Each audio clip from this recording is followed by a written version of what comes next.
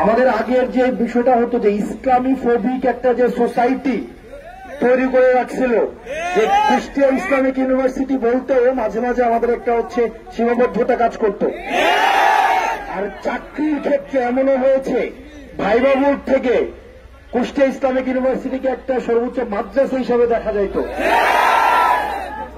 আমরা নাহিদ সবই বলেছে, আমি সর্বশেষ একটা কথাই বলবো, আপনারা এখানে যারা আছেন আপনারা সবাই শিক্ষিত মানুষ, আপনারা সবাই শিক্ষিত মানুষ, বিশ্ববিদ্যালয়ে পড়ুয়া, আপনারা অনেক শিক্ষার্থীকে পিছনে ফেলে আজকে আপনারা হচ্ছেন কুষ্টিয়া ইসলামিক ইউনিভার্সিটিতে পড়ছেন।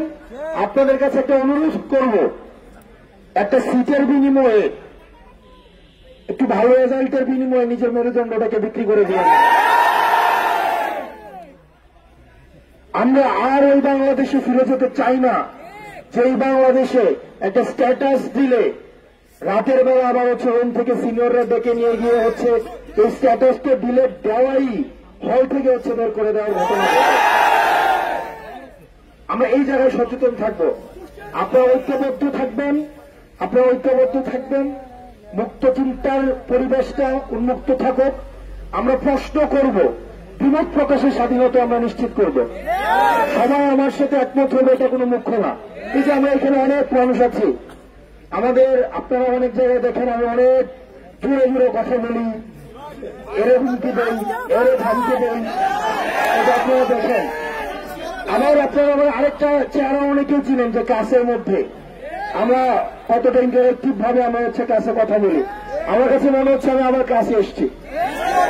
এই যে দেখেন আপনারা যে এখানে আছেন, অনেকে টুপি পরে আছে, অনেকে হিসাব আছে, অনেকের হিসাব নাই, অনেকের মেকআপ আছে, অনেকের মেকআপ নাই, অনেকের দাড়ি আছে, অনেকের দাড়ি নাই, অনেক মুরগি পছন্দ করে, অনেক মাছ পছন্দ করে। এইটাই ডাইভার্সিটি। আমাদের সোসাইটিতে সবগুলো এলিমেন্টস নিয়ে আমাদের সোসাইটি গড়ে ওঠে। আমাদের সবাইকে নিয়ে আমাদের থাকতে হবে, সবাইকে নিয়ে আমাদের চলতে হবে। আমাদের এই যে মত পার্থক্যটা, এই মত পার্থক্যকে আমরা এন্টারটেইন করব। আমরা বিমত প্রকাশের স্বাধীনতাকে আমরা নিশ্চিত করব।